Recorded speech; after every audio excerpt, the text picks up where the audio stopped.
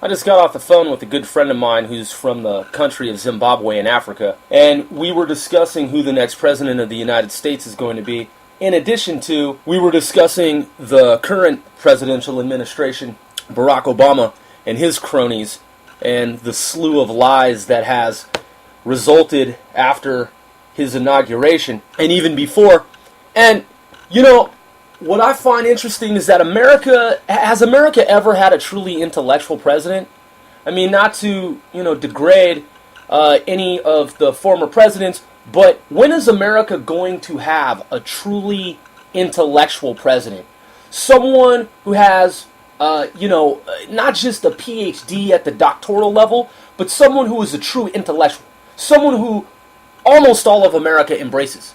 And persons around the country, people outside of the United States who say, man, this president, whether it's a woman, female, a man, a male, whoever the president is, whoever it happens to be, when are we going to get someone who people are like, wow, now that's what a president is supposed to be like? Okay, that's the quintessential, unequivocal, ideal kind of president. I like this person.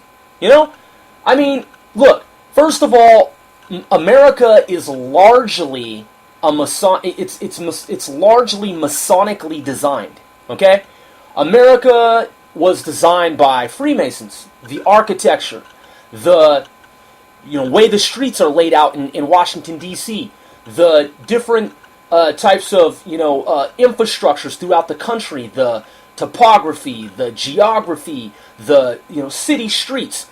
America was designed by Masons. Freemasons, American Freemasons. And, so again, it's largely Masonically designed. And, I'm Republican conservative, very Republican. I have liberal friends, just as the inverse with Obama, who says that he's a Democrat and has Republican friends. I don't know how many Republican friends he has. I mean, he says he has Republican friends, and I'm sure he does on some level because, not every Republican thinks alike. Not every Democrat thinks alike.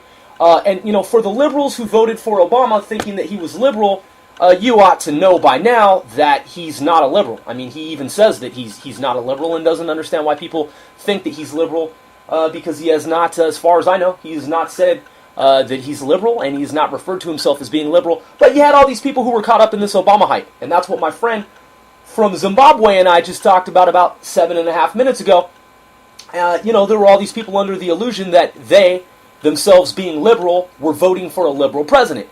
Well, look, they're surprised now, right? They realized that they made a mistake, and you see that pattern repeating itself across the social networks, chiefly Facebook and and elsewhere. And so they say, hey, we voted for the wrong president. We all voted for the wrong president. Well, first of all, you shouldn't include we all because it's not all of us. I didn't vote for the president. You did. These people who say we all voted for the wrong president. And see, they still have that residual mindset that everyone was voting for President, Obama. And, so that's the mentality that a lot of Americans have had, is that they think that it's an all for one for all thing. That's the mindset that they have. And they need to understand that, look, Bush, he had the popular vote. What was it, like 54% of Americans voted for him at some point, yet all these foolish people in Seattle were saying, oh yeah, nobody in America likes George Bush. Nobody in America likes... Because in Seattle, that's how, a lot of people thought. And they thought that everybody in the United States thought the same way as they did. And, come to find out that, that's just Seattle thinking that way. And so, and relatively few other people elsewhere, because at the time, George Bush had the popular vote. Well, it's the same thing with Obama. People are saying, oh, we all. No, it's not all of us, okay? Not all Republicans are conservative. Some Republicans are moderate. Some Republicans are in between that degree. And so it just depends. I mean, there are gradations of all these different schools of thought, and I tend to be more of a staunch conservative Republican, black African American. And I'm not an Uncle Tom. I'm not a fucking sellout. Hey man, if you think I'm a sellout because I don't believe in government handouts, because I don't believe in fucking affirmative action, then fuck you, man. Straight up. Take your Uncle Tom rhetoric and lingo and go fuck yourself, man. Okay, I could just as easily say that, liberals are fucking Uncle Toms. You know? Uncle Tom, man, a lot of people that use this expression, Uncle Tom, they haven't even read the fucking book. The book in which the term Uncle Tom was coined. Yet they run around talking about, you're this, you're that. They label you this, or they want to label you that, or whatever, man. Fuck you. Straight up, man. If you're someone who thinks that African Americans, blacks who are, conservative, Republican are Uncle Toms, and that's your little catchphrase, Uncle Tom, man, fuck you, you're an Uncle fucking Tom. I don't believe in government handouts. I work for my fucking self, okay? I earn my own money. I'm not going to the government for a handout, and I don't believe in affirmative action. I think that if you're going to get into a college or university, it should be based on your own doing, your own hard work, man, not because of the color of your skin. Man, fuck that shit. And I don't want 40 acres and a fucking mule. Sometimes, man, to be honest, man, I don't even want to have any fucking thing to do with certain sectors of the United States of America, man. Because in a lot of those sectors, you have a bunch of backwards people that are racist, neo-fucking fascist, neo-Nazis, man. Talking about, yeah, they represent America. No, you don't. You know? I'd rather at some... in a lot of respects, man, I'd rather work with certain persons outside the United States who have more of an American ideal than a lot of people who claim to be, patriots and representing America. So, people talk about the truth, but they're not always telling the truth. I'm telling the truth, and this is the truth. The truth is, man, President Barack Obama, I don't see him or view him as my president, man. Fuck him. And I have the freedom of speech and, the freedom of expression to say that, man. Fuck the president of the United States of America, man. He fucking lied to me. Oh, as soon as I get in office, I'm gonna close Guantanamo Bay. Bullshit. Oh yeah, I'm gonna bring troops home from Afghanistan. When, man? After the fucking fact? Oh yeah, something, I got, Bin Laden. No, you fucking didn't, man.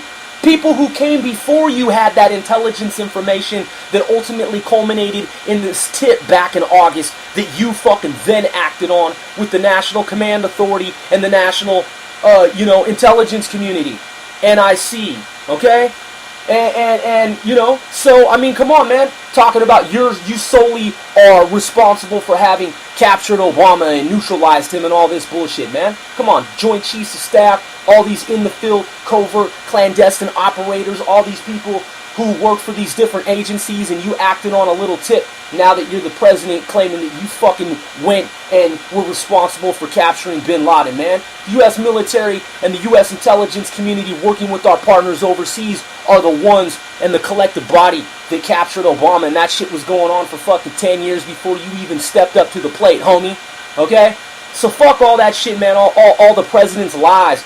And here's another thing. We were talking about this universal healthcare plan. Man, the universal healthcare plan is easy to see through. First of all, that shit is a pipe dream. If you talk to people in socialist countries, they'll tell you that the fucking so-called universal healthcare system that they have is bullshit.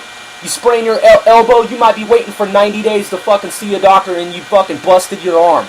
Okay? That shit doesn't work, man. Universal healthcare program is a utopian fucking pipe dream.